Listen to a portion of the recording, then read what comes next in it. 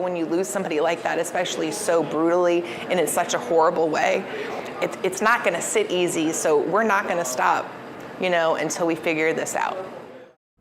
The unsolved brutal murder of a New Orleans woman has friends and community members pleading with someone to come forward with information. Tonight, Crime Stoppers has even increased the reward money for any information leading to an arrest and an indictment in the case. And as Mike McDaniel explains, those who knew the victim are not giving up hope. Okay. Jennifer Trahant remembers the day last fall when an energetic and motivated young woman named Taylor Jones started working with her at Cafe Na Grill on Frenchman Street in New Orleans. You have to be able to have a good time to work here, and Taylor, she just fit right in here. The two quickly became friends, developing a bond that would lead to spontaneous adventures, like one night after work, taking photos of Jackson Square in the fog. Those pictures are always going to mean something to me.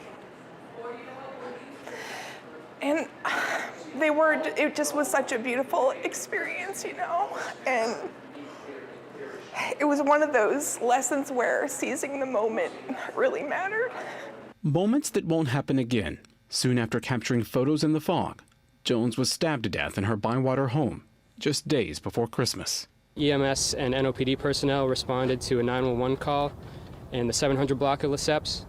They encountered Miss Jones, who had sustained multiple stab wounds inside of her own residence. Police released this surveillance video of who they believe is responsible. Someone wearing all black walks towards Jones' home before the murder and then runs away after.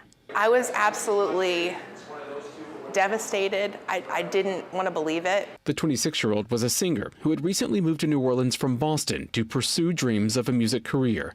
Her picture now hangs on the wall inside Cafe Na Grill, facing the stage, looking to the music. She was completely set up to succeed, and unfortunately, New Orleans can be a very ugly place.